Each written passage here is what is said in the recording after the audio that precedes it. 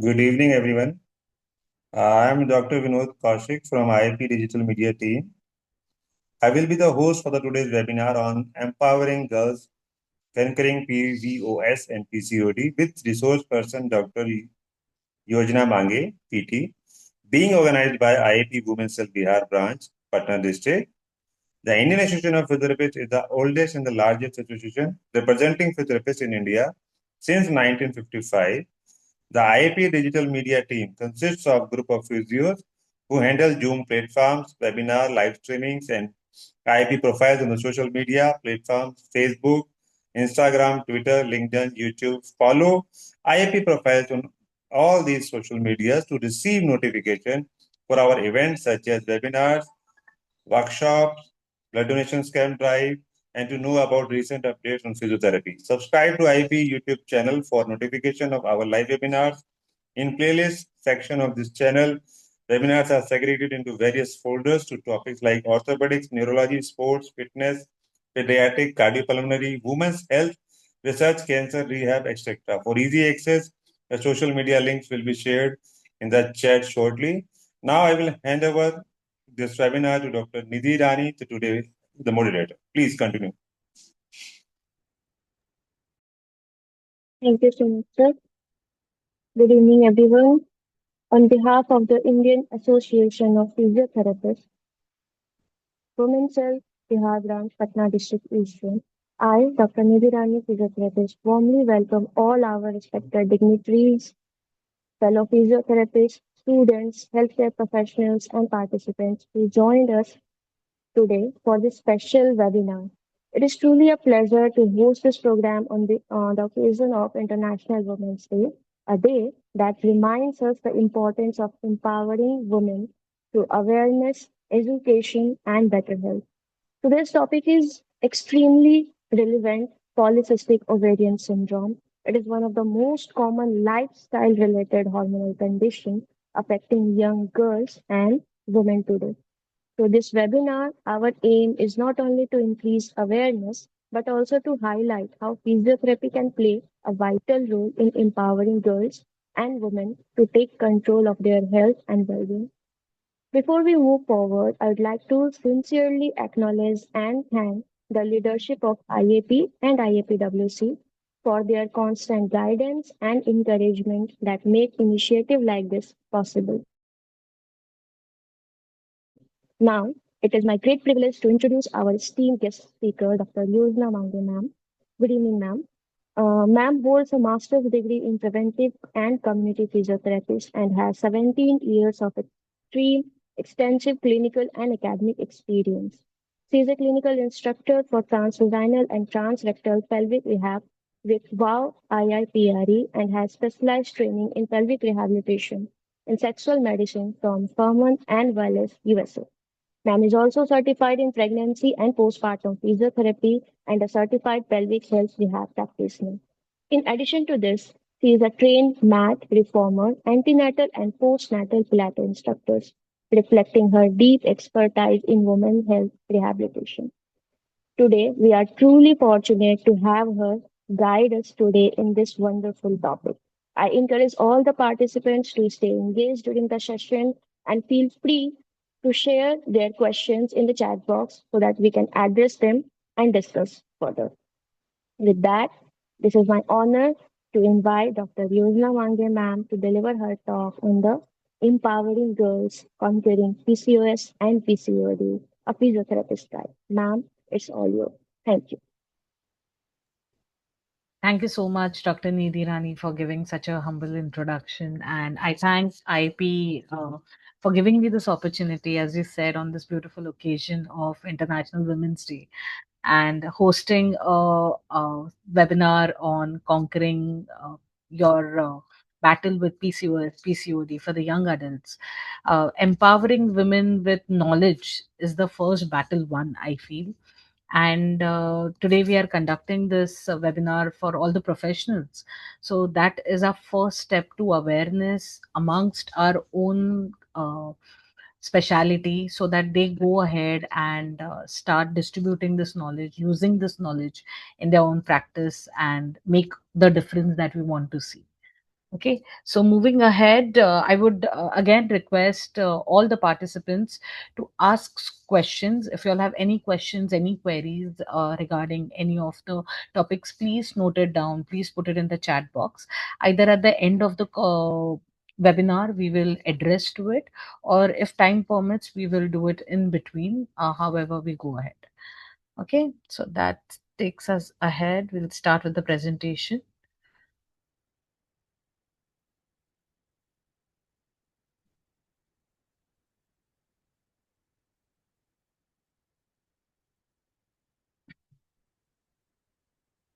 All right. So, Dr. Nidhi, I will be using your audio cues for whether I'm visible, whether I'm audible, and if we can go ahead. If there is any kind of technical issue in chats and all, if students are mentioning anything, please give me a audio cue for it, and then we'll Sure, take it ma'am. ahead. Okay. Sure, ma'am. So my screen is visible. I'll start with the presentation. Yes, ma'am, it is visible.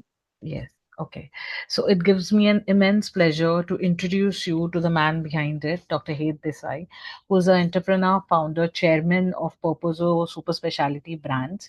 He is the founder of Wow IP. He has 11 intellectual properties on his name, which are practiced across 16 countries in the world. He's also he's also known as the father of modern pelvic floor rehabilitation.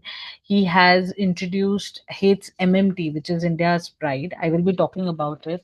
What is Hates MMT and how it bridges the gap in between the old school that we used to practice in pelvic floor rehab and how it has made a huge difference.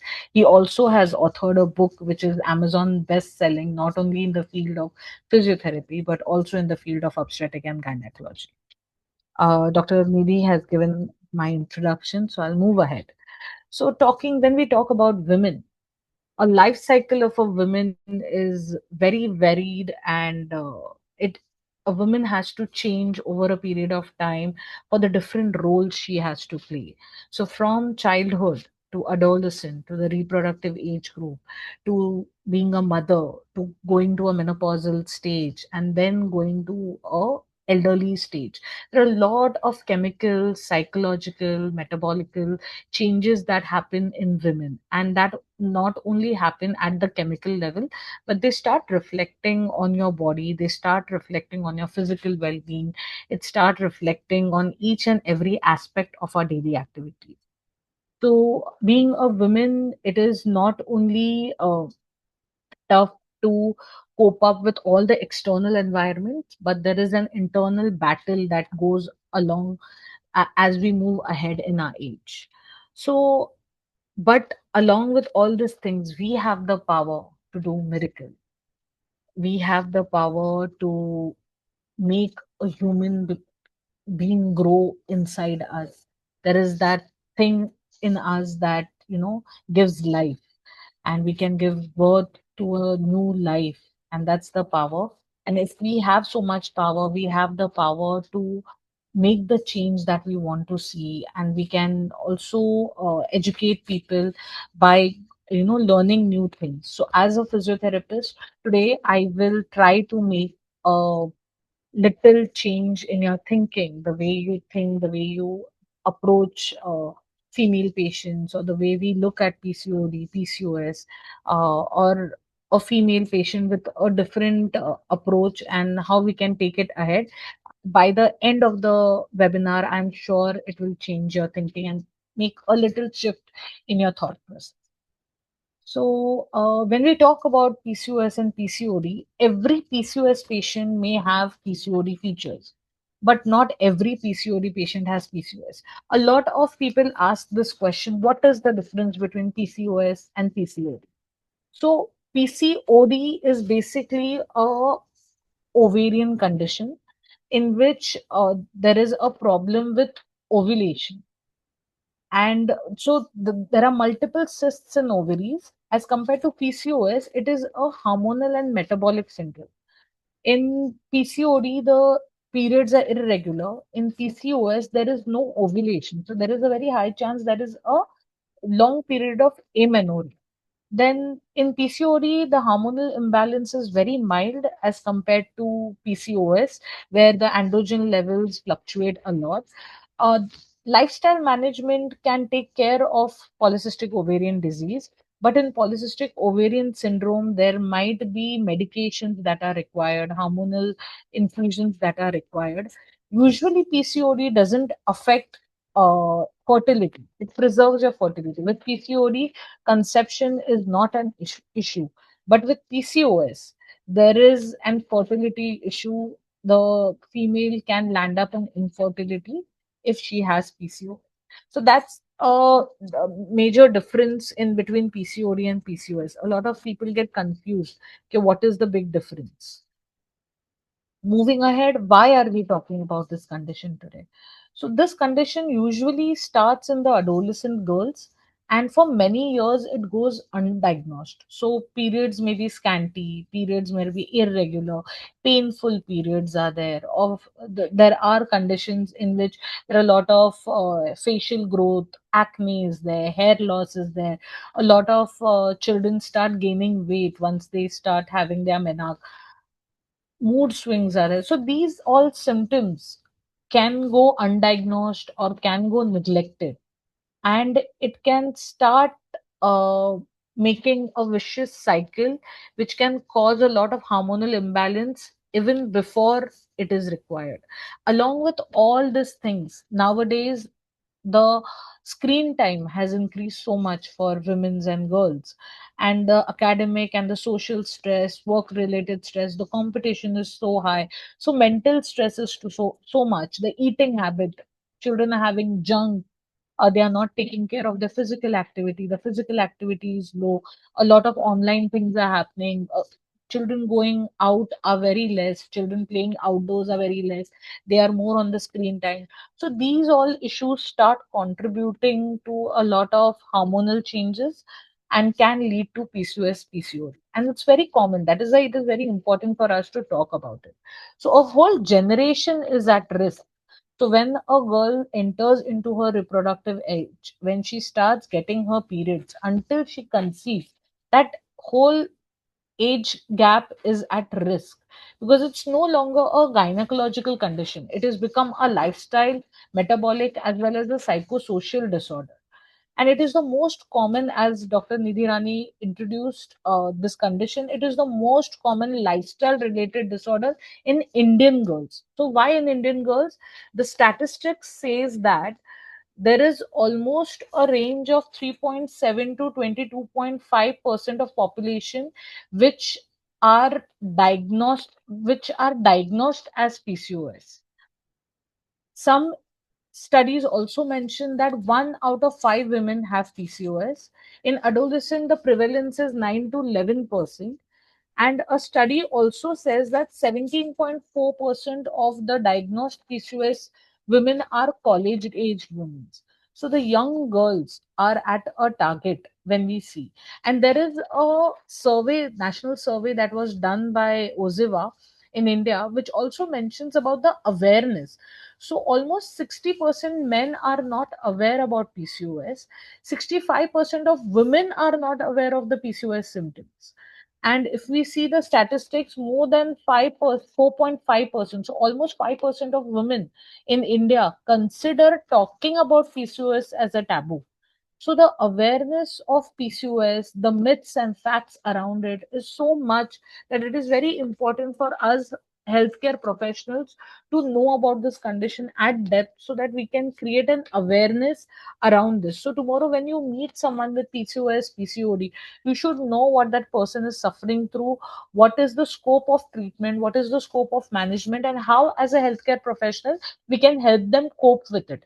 So the whole point of view towards PCOS and PCOD should change, because the awareness is very important, not only in women, but getting the men aware about this condition is also very important.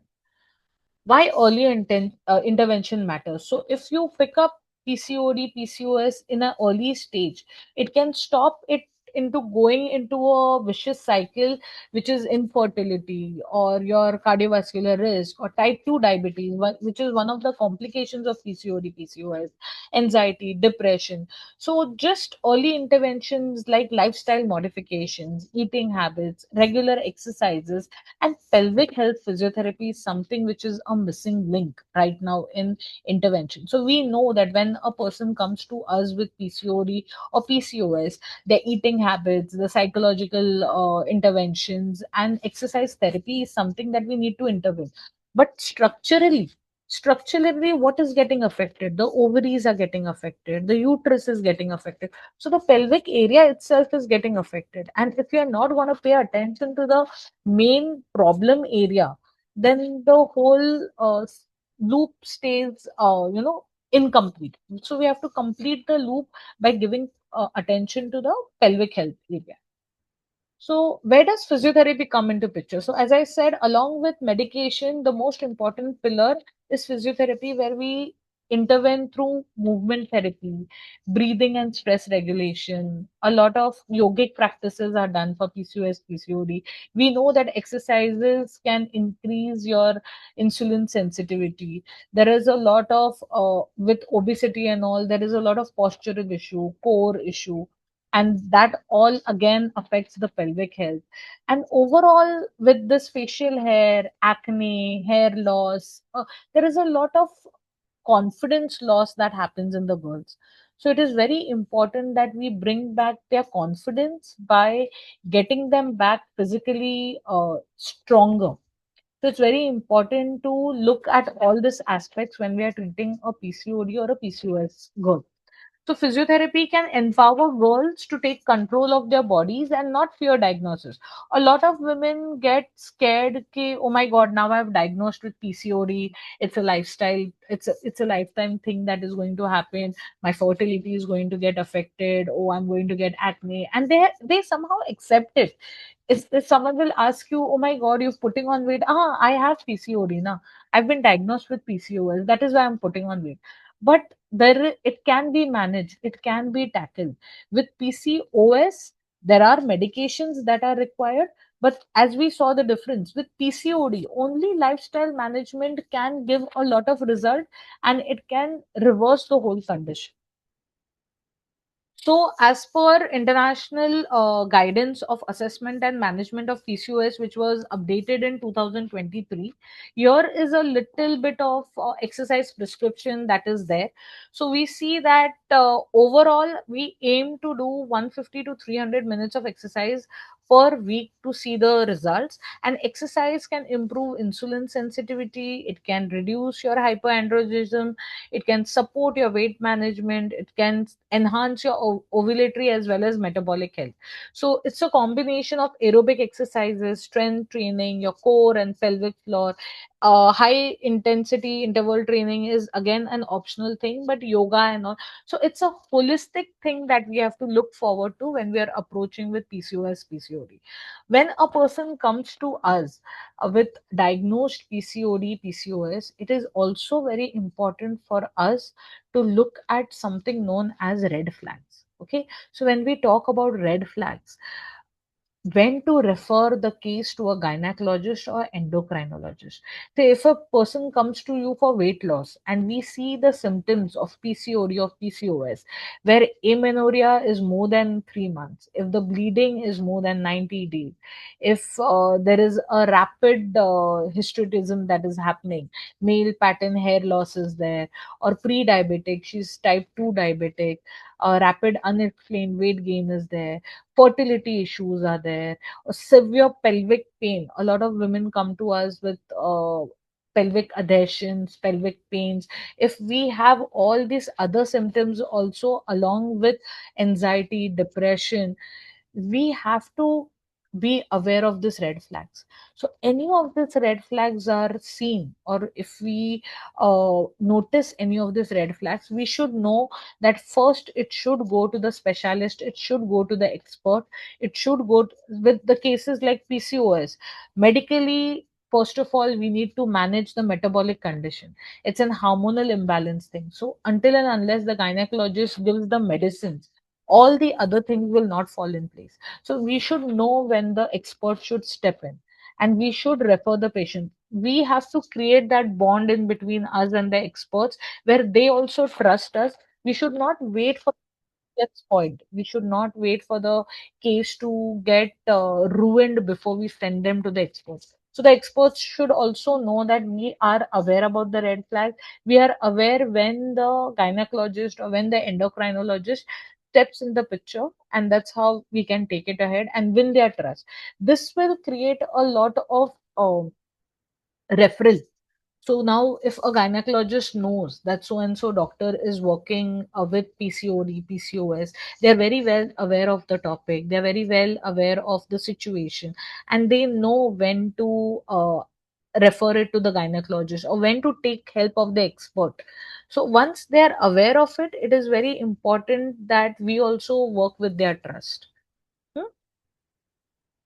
Moving ahead, as I was talking about fertility.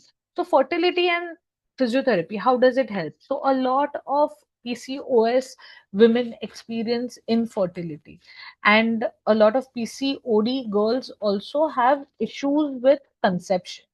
So, they have um,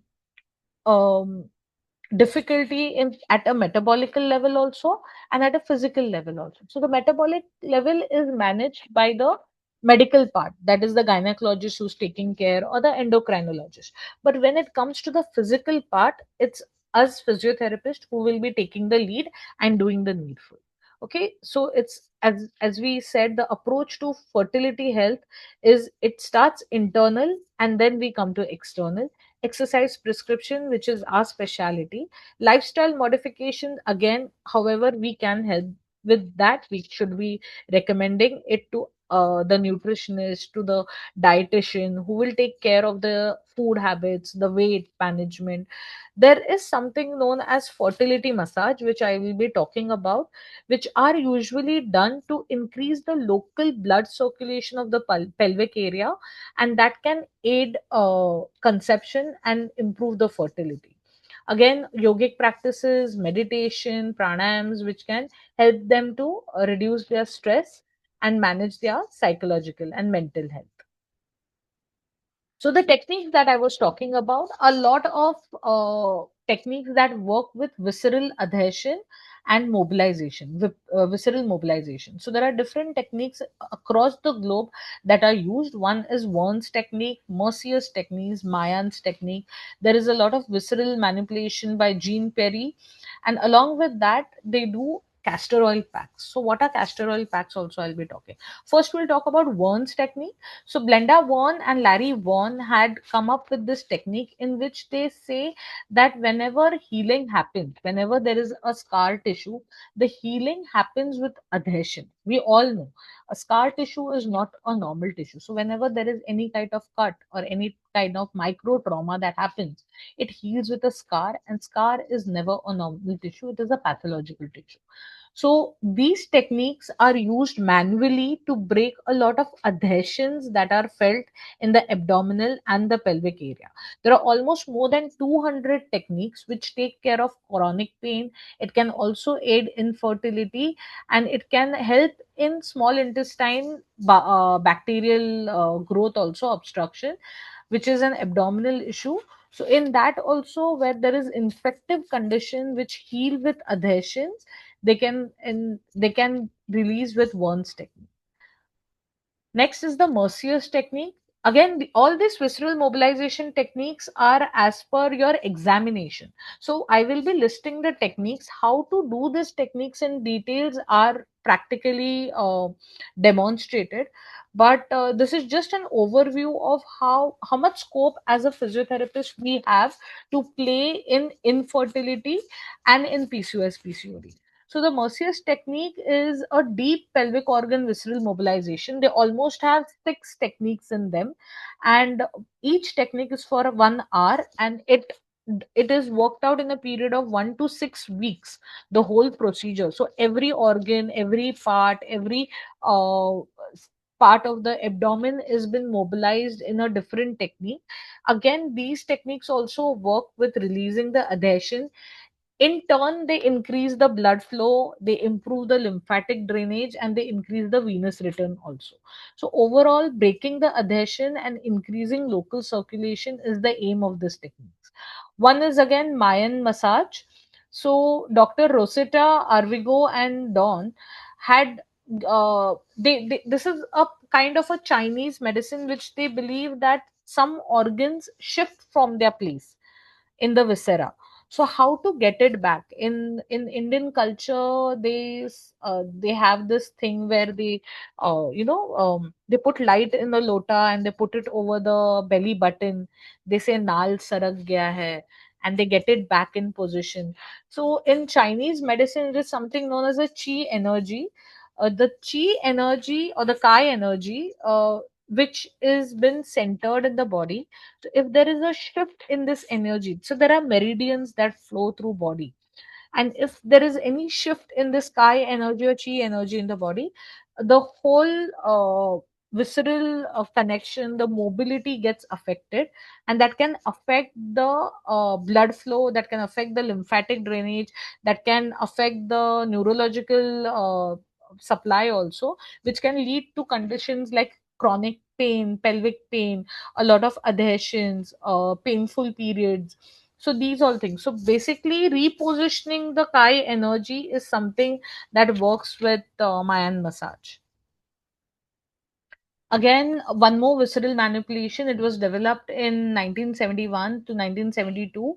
Jean Perry used to use this. Again, it is an organ mobility massage, but this also used to work with joint tissue, skeletal manipulation, and they also used to practice this with children. So, as you see, it's a deep tissue massage, again working with a lot of adhesions along the abdominal area, the visceral area, and getting back the blood flow and the lymphatic drainage. So these three, four techniques that we saw are almost similar, but their school of thought is different, and their techniques are a little bit here and there, but a lot of Chinese implication medications they work with. Now there is one Indian nuskha also that we work with is the castor oil pack. So castor oil is basically dhature ka tel. It's a very thick and warm oil. So after doing all this massages, usually as a lubricant, we use castor oil as a lubricant when we do all these massages.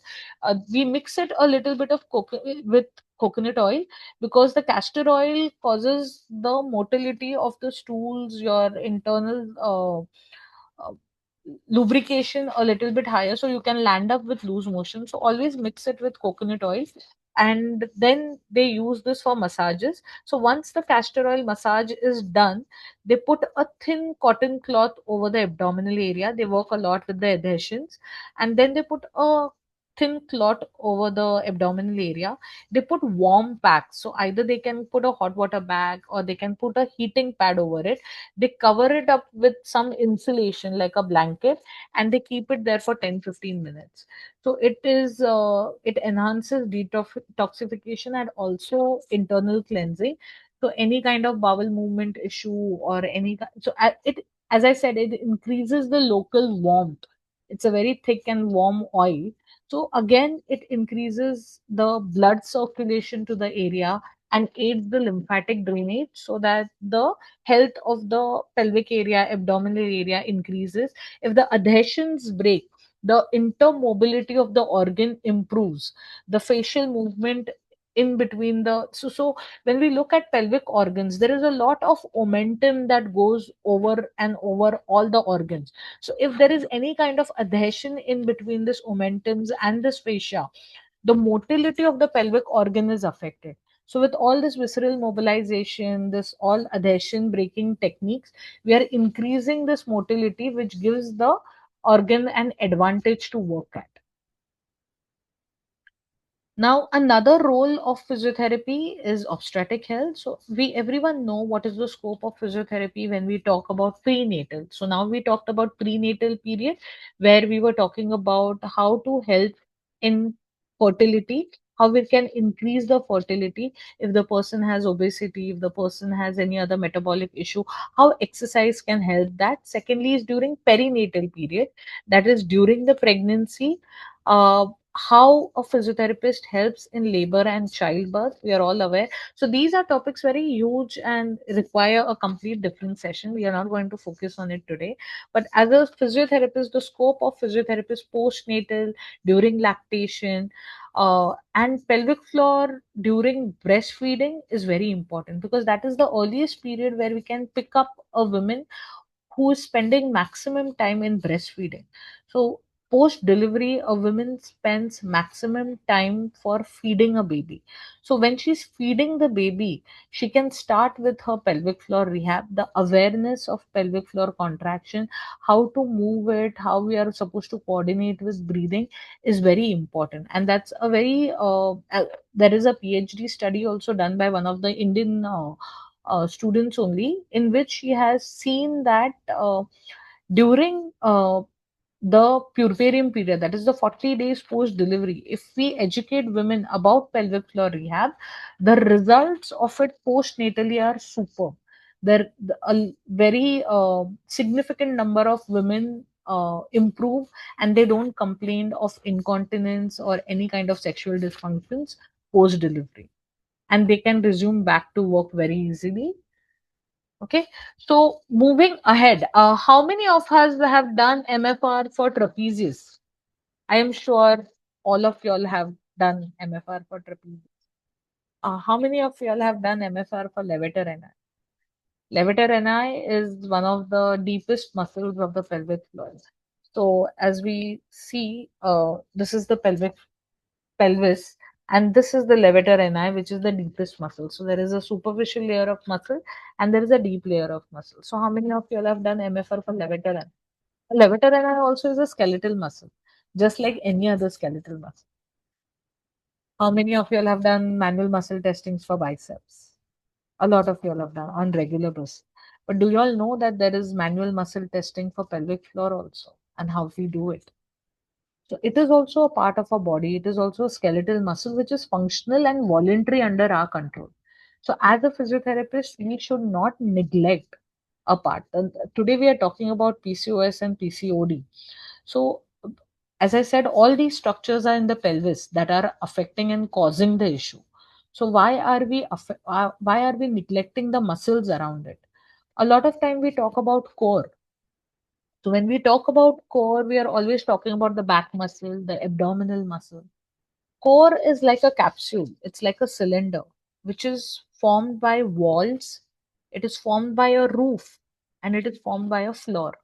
We are taking care of the walls, we are taking care of the back, we are taking care of the abdomen.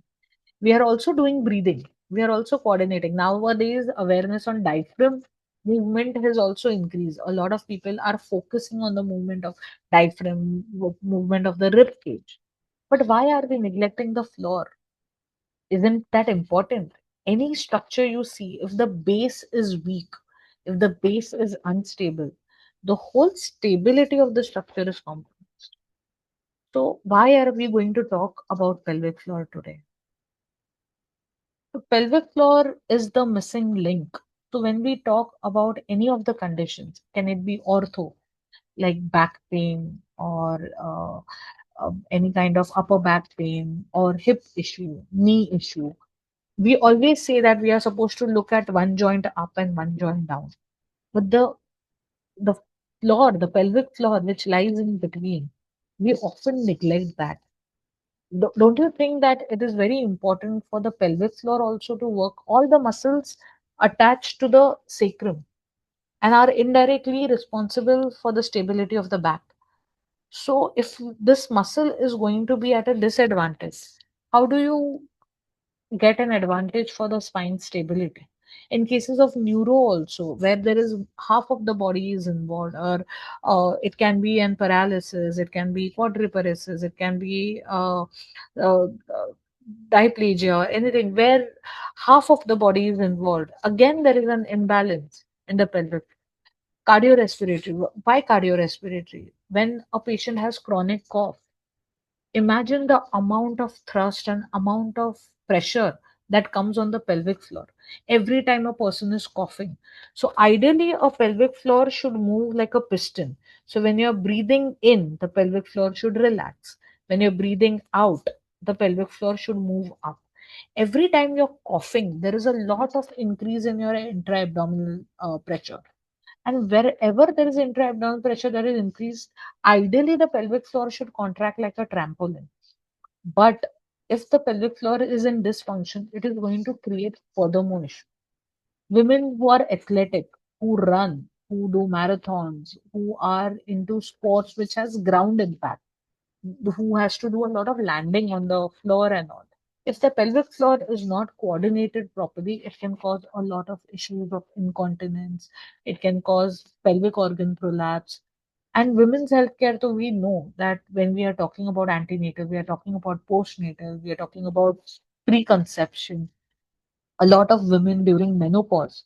So in menopause, the hormone that is majorly affected is estrogen. So when estrogen is stopped producing in the body or starts depleting, the major function of estrogen also is to maintain the thickness of skeletal muscle. Now imagine skeletal muscle all over the body getting wasted. Even pelvic floor is a skeletal muscle. So imagine your pelvic floor muscle, which is already thinned out during your delivery, during your pregnancy. In menopause, again, it is thinning out. Imagine the amount of weakness it is going through. So much trauma the pelvic floor is going through, but we are still not paying much attention towards it. Okay. So I will give you a brief introduction of what is pelvic floor and what it all compromises of. So it's a hammock shaped muscle, which is in between your pelvis, and it has different layers. It has a superficial layer as well as the deep layer. The function of the pelvic floor is to control the openings. So that is the urethral opening, the vaginal opening, and the anal opening. So it has a sphincteric action. It has a supportive action. It also stabilizes the whole spine and the pelvic floor. The function of it is also very important during sexual activity. When there is a sexual arousal, the blood flow to the pelvic floor area increases, which increases lubrication, which helps during penetration. And when there is an contraction relaxation happening of the pelvic floor, or when the pelvic floor is contracting, it also aids in lymphatic drainage of the pelvic area. So all these are functions of pelvic floor. And if the pelvic floor is tight or is loose, can affect the all these functions. So if the pelvic floor is uh, tight, like if the pelvic floor is super tight, what will happen? It can cause a lot of pain during sexual activity. It can cause chronic pelvic pain. It can cause constipation. It will give you hypersensitivity of the bladder, which can give urinary urgency, which can also lead to back pain. So whenever the pelvic floor is super tight, there is a different type of dysfunction that happens. A lot of women complain of vaginismus. Vaginismus is basically the pelvic floor is in so much of spasm that the penetration does not happen at all during sexual activity. Then a lot of girls complain of dyspareunia. Dyspareunia is basically a condition where penetration is very painful or symptomatic. Symptomatic can be any kind. It can be burning sensation. It can be pins and needles. Basically, penetration happens, but happens with a lot of discomfort. Then they have a lot of back pain due to tight pelvic floor. Imagine if the pelvic floor is too tight and it's holding on, the back doesn't get an advantage to move. It gets loaded. The abdominal muscles are weak. The whole load is going on the back. The abdominal muscles are weak. The back is overworking. The pelvic floor is very tight. It becomes a whole vicious cycle. And then women complain of pelvic pain, back pain, leg pain, thigh pain, knee pain also. A lot of women complain of knee pain also. Here is a small case study that I would be discussing. There was a case referred to us by a very famous psychiatrist who was also the ex-president of Indian Association of Psychiatry. Very late in the night, he called up Hate Sir and he discussed a case that there is a case, married couple case, that has come up for divorce. And the reason for divorce is they are not able to have penetrative sex. And over a period of 9 years, they have been working on it, and they have approached all the medical helps, but it is not helping. So the case came to us. We worked on it. We worked over a period of very slow sessions. We used dilators like this to work with the opening of the pelvic floor. And it's not only relaxing. It's not only a physical condition. It's also a mental condition in which we have to know the psychological state of the patient. So a lot of patients relax in the clinic on the bed, but the moment they go to the partner and where the functional activity happens of sexual activity, they again go in spasm. So it is a very sensitive thing that we have to work. That is why I said you should know when the expert should walk in. If you think that a psychologist is required in a case, you should always introduce a psychologist or a psychiatrist or a gynecologist. A lot of patients require Botox also for pelvic floor. It is so painful. So when we work with a sensitive case of vaginismus and dyspnea, we should always take help of experts. So over a period of time, we worked with this case and they were able to have penetrative sex, and the girl conceived also. And the whole family was very happy. Okay, over a reason of a non-penetrative sexual activity, they were going for a divorce, which could have been managed very easily if awareness was there, if education was there, if they had to go to the right person from day one of their married life, they would have been able to enjoy their sexual activity. That is why awareness is very important. Now, when we look at pelvic floor during our pregnancy, also, over the period of 9 months, the baby weight is there on the pelvic floor. The levator ani stretches up to 250 times its original length in the third trimester. Imagine how much micro trauma it goes through, and whenever a micro trauma happens, it heals with a scar. So the pelvic floor never goes to its normal recovery after delivery. So it is very important for us to train the pelvic floor how we train the other skeletal muscles also. So during pregnancy, the pelvic floor goes through a lot of stretching, and again during delivery, when the baby head comes out, there is a lot of tearing of the soft tissue that happens. The episiotomy scar is there. Then there is a lot of other, due to relaxin, a lot of pelvic opening happens. The SI joint opens up, the pubic symphysis open up. They all go in and splayed position. Imagine the big muscles pulling on strongly onto them. The small muscles which are supporting them are really weak and not working. So, very important for us to focus on pelvic floor in postnatal period and during prenatal period also. What happens to pelvic floor if they become weak? One very important thing is if your pelvic floor is very weak, you can land up with incontinence. The sphincteric action is affected. So the person is not able to control the urine, sneezing, coughing. There can be an urge incontinence also. Then, if, as I said, it gives a mechanical disadvantage for back stability. You can land up with back pain. Sexual activity. There is a lot of looseness that happens in the pelvic floor muscle area, the tissue area.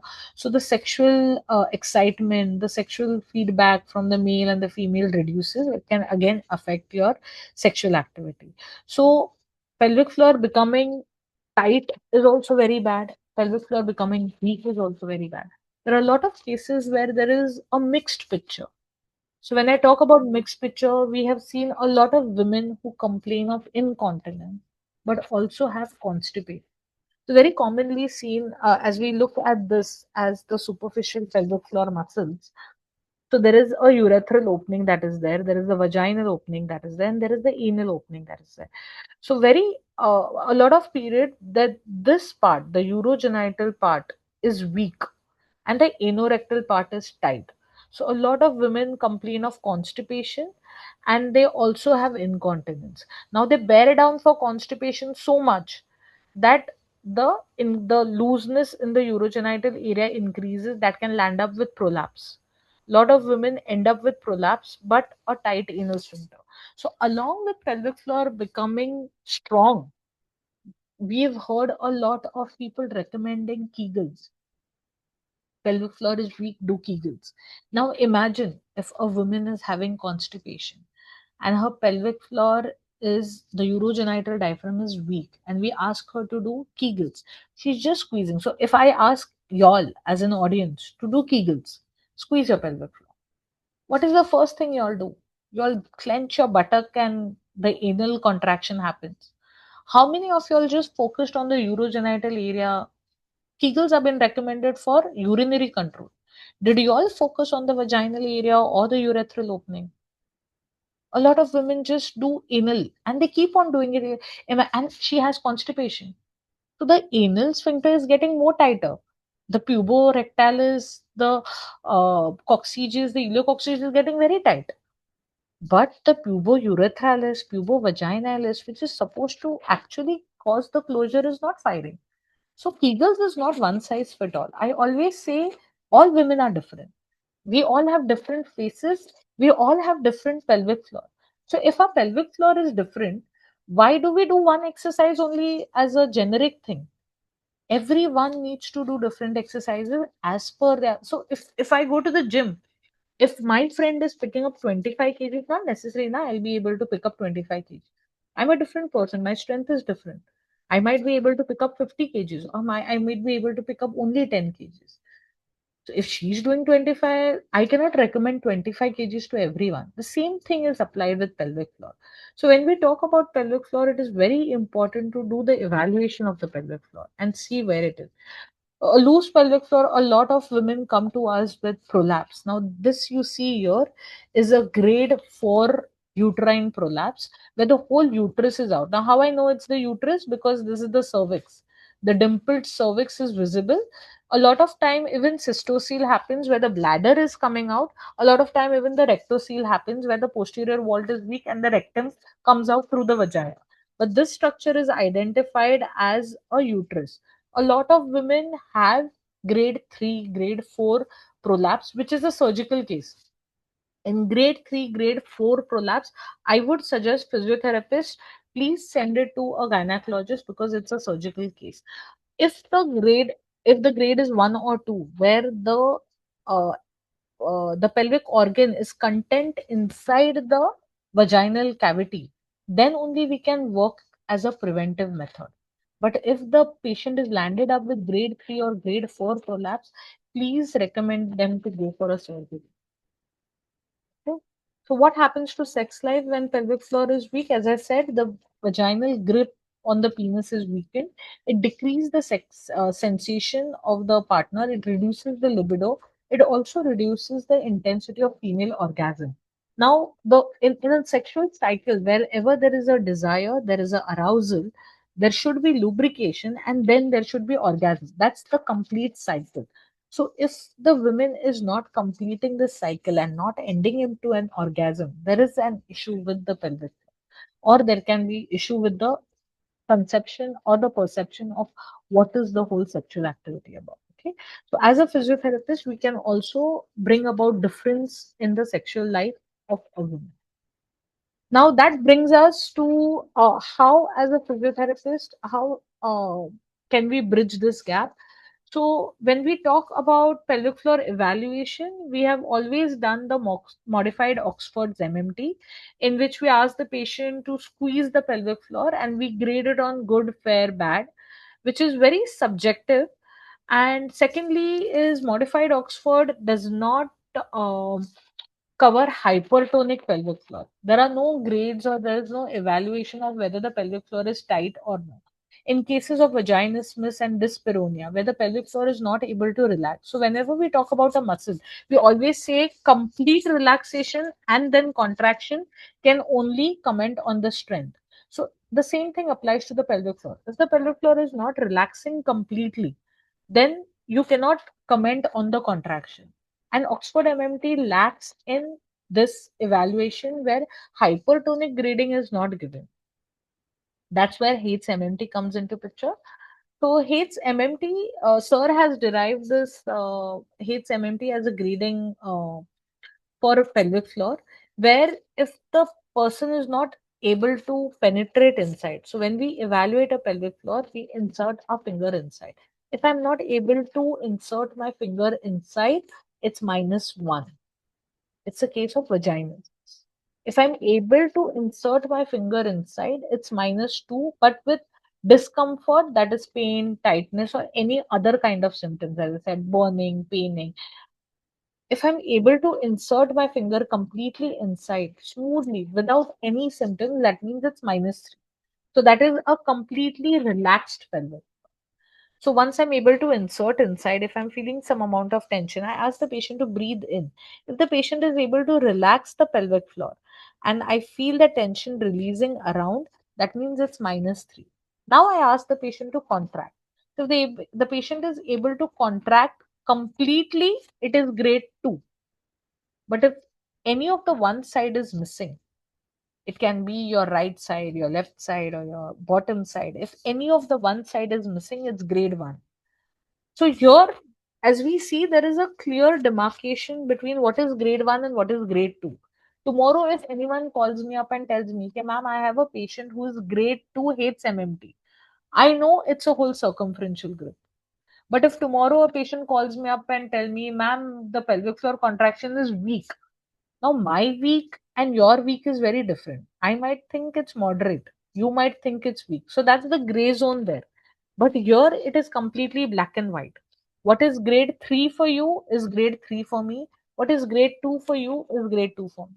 So that's the beauty of HATES MMT, where you are able to evaluate your tight pelvic floor also and your weak pelvic floor also. And this has been introduced in the University of Gujarat as a UG curriculum, where this has been introduced as a part of the curriculum for evaluation of the pelvic floor.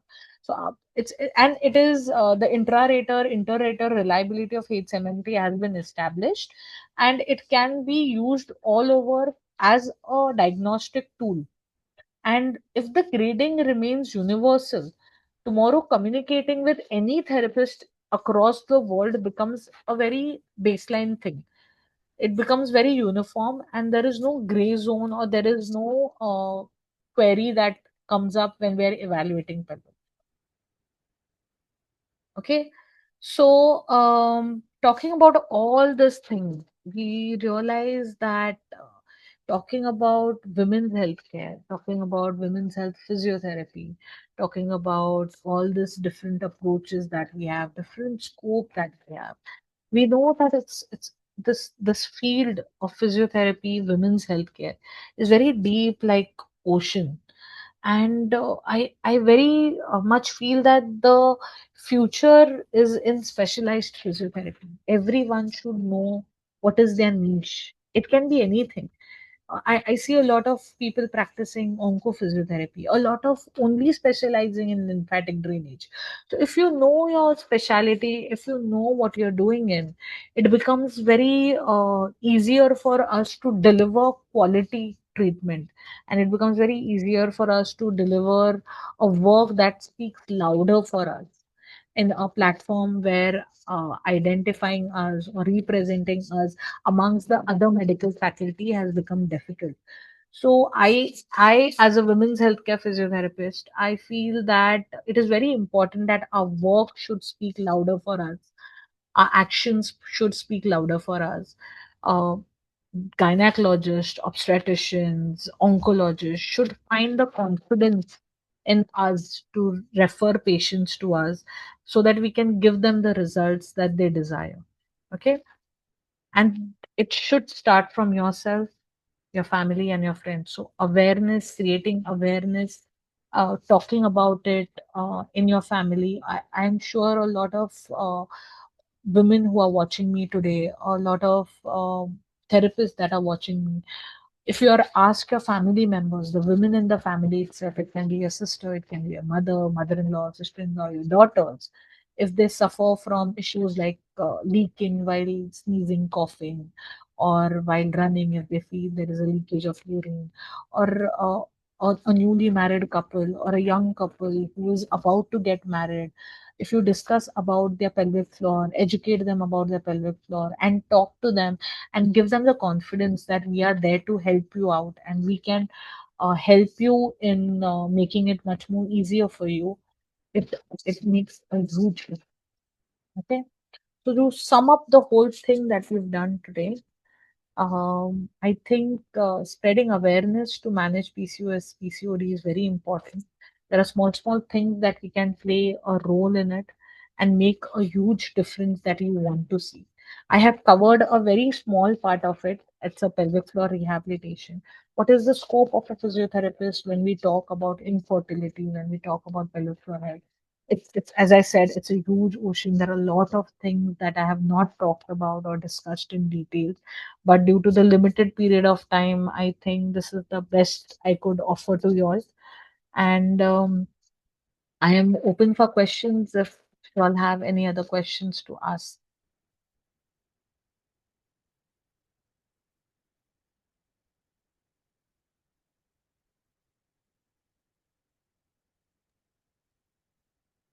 It's really very informative session, ma'am. Thank you so much for that. And I'd request all the participants, if there is any question, please write it in the chat box.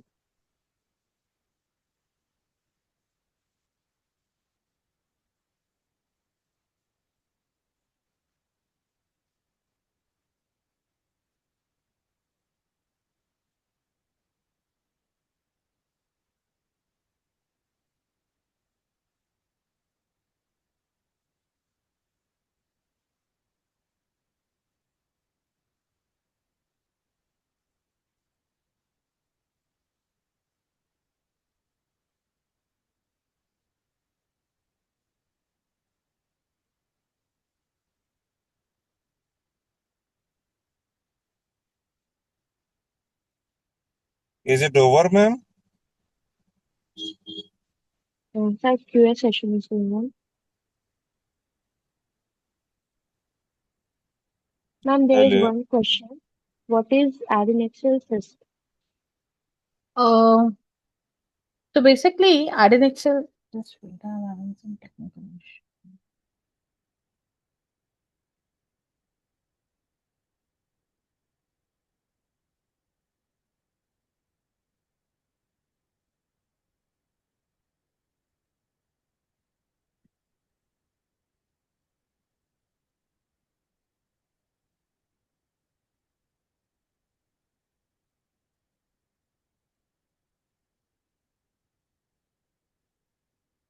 Hello.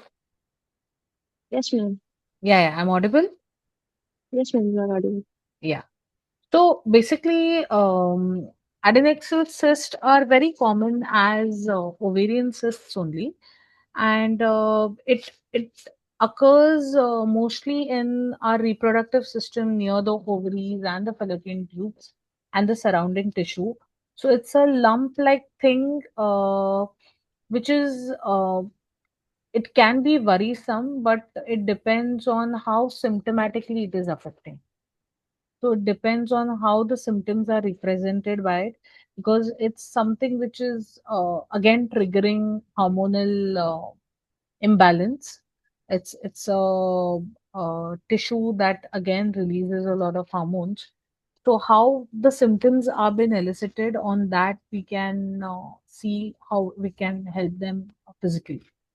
So it is usually picked up on sonography and on blood tests.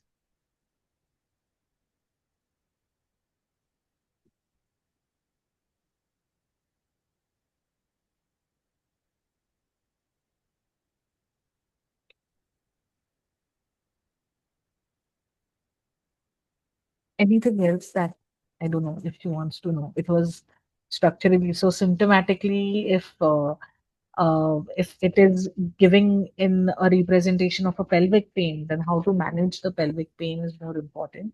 But usually these cysts and all are not in our domain to manage. It is something which is grown abnormally. So a medical intervention is something that is important.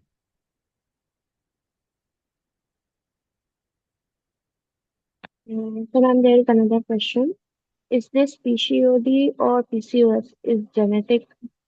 No, no. So PCOD, PCOS is usually not genetic. It's a lifestyle thing. PCOS can be sometime influenced by the maternal menarchal history, if we have to know. Usually, It's nothing to do like something like a cancer or something that it is genetic or structurally it is affected. It is usually metabolic and hormonal, and very rarely in PCOS there has seen a combination of genetic, but PCOD is definitely not genetic.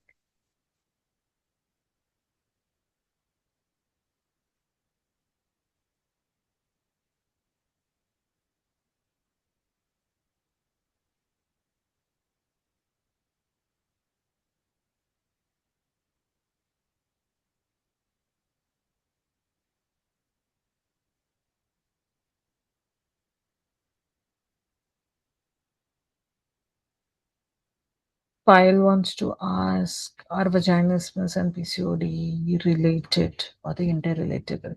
So usually a woman with polycystic ovarian syndrome can have vaginismus, but it is not always necessary a person having vaginismus has PCOS. So, as I said, polycystic ovarian syndrome is a metabolic syndrome in which there can be a lot of pelvic adhesions, there can be a lot of tightness in the pelvic floor, which can be metabolic, but always a case of vaginismus doesn't have PCOS. How long does pelvic floor muscle take to recover after natural delivery? So after a natural delivery, normal delivery, usually the whole system takes 40 days. That's the purperium to go back to its, the uterus takes 40 days to go back in involution, the whole body, the relaxin, all the hormones and all. So, but metabolically and chemically, they say until and unless you get your first period, your body is not completely gone back to normal. Structurally, post 7 days of first of normal vaginal delivery, we can start with pelvic floor rehabilitation, and usually post C-section, they say after 8 weeks, we can start with pelvic floor rehabilitation due to the stitches and C-section. But it differs from doctor to doctor. So if you have your obstetrician in your confidence, you can talk to them, you can take a green signal from them. If they give you a green signal to go ahead with pelvic floor rehabilitation, I think 7 days post delivery is a good time to start with mild contractions of pelvic floor. What is our role in uterus prolapse? Achha, yeah, very good question. So in case of uterus prolapse usually happens due to connective tissue uh, problem. So, if the supporting structures of the uterus are weak, the ligaments are weak, the broad ligament is weak, or the vault itself collapses, then the pelvic organ starts prolapsing. So, when it is grade 1 and 2, the pelvic floor, as you'll see, is only at the lower one third. The thickness of the pelvic floor is only lower one third. So, when your uterus is sitting here in the pelvic floor, so this is the pelvic floor, and the uterus is sitting here. So, whenever there is an organ prolapse that happens, if it is grade 1 or grade 2, until and unless it's inside the vaginal canal, getting the pelvic floor stronger can contain the pelvic organ and help in prevention. So, as a role of a physiotherapist in prolapse is mostly preventive if it is grade 1 and 2. It is not curative. You cannot put the uterus back in its position because it is the problem of the connective tissue. It is not the problem of the muscle. It's the problem of the connective tissue or the smooth muscle of the vaginal vault that has become weak. So that can be corrected only with surgery if grade 1 and 2. But in grade 1 and 2, as a physiotherapist, the only thing we can do is preventive. And we can prevent it from going to grade 3, which is a surgical case. This you have to make it very clear to your patient that I'm not going to put your uterus back in its position, but I will definitely help you that it doesn't progress further. Situations where they have constipation, where they're bearing down a lot. In such cases with prolapse and all, usually the gynecologist recommend them to do Kegels. A lot of women while doing Kegels do a lot of bearing down. They push down. They feel if they increase the pressure, they are actually contracting the pelvic floor, which makes the condition worsen. So that is why internal examination and training is very important when you are dealing with such cases of prolapse. Okay. Yeah, so as I mentioned, the question is from Diksha. He says that if periods last only for 2 days and this is happening from a year, could it be PCOD? So, as I said, you have to get yourself diagnosed. As I said, red flags are there. If any of the period issues are going on more than 90 days, you have to visit your gynecologist. The gynecologist will do a sonography, will do your blood test, and diagnose you as a PCOD or a PCOS. So if there is a irregularity of the periods happening or the ovulation is not happening, it can be any of your conditions, but that needs to be diagnosed with a sonography and blood test. Only with symptoms you cannot categorize yourself as PCOD or PCOS. Is vaginismus case -2 or -3? It's -1. Vaginismus is -1. And which exercises are needed to prevent it. So, any of the exercises that work a lot with your stretching of your pelvic floor or stretching of your internal structures or your external structures can help in the cases of vaginismus. But now we are talking about your stretching passively of your pelvic floor or stretching, opening up of the external tissues. It is also important for your internal tissues to stretch up. So there is a lot of adhesion that is internally, your levator ani, your coccyges have trigger points. As I said, you must have released a lot of trigger points of your trapezius, but releasing trigger points in your iliococcyges, your coccyges, your levator ani also is very important.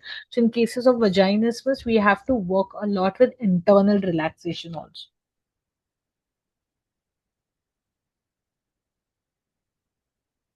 Dr. Nidhi, I'm taking all the questions directly from the chat box. I hope that's fine. Yes, ma'am. That's completely Yeah. fine. Okay, so the next question is by Renuga. She says, "Does hydrotherapy help in pelvic floor rehabilitation?" Absolutely. I'm in love with hydrotherapy, and it's not hydrotherapy; it's aquatic therapy. Hydrotherapy is when you take in fluids and work internally with your pelvic, with your internal structures.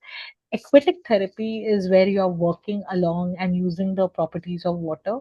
So yeah, pelvic floor rehabilitation can be done in aquatic surrounding the with a lot of patients who have weakness. So the hydrostatic pressure of the water gives a very good amount of splinting to the pelvic floor naturally. It gives a lot of support anteriorly, posteriorly to your whole core and gives a very good stability when you're working out. But it is we are not living in water, we are not functioning in water 24/7, so we have to bring the patient to land also and rehab. So in initial cases where the weakness is too much, you can always work in aqua, but the main rehab happens on land where the pelvic floor has to work against gravity. In water, gravity is not there, so we have to work with gravity. I think that was the last question. I hope I've addressed them all. Yes, ma'am.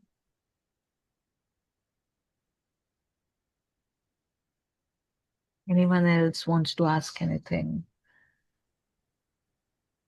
I hope I have at least brought about a little shift in your thinking, the approach to PCOD, PCOS, that we don't have to neglect few things when we look at a person. We have to look at the whole holistic picture, and we cannot look at only one point. So, yeah. Mhm. If there is any question, okay, I guess there is no question now.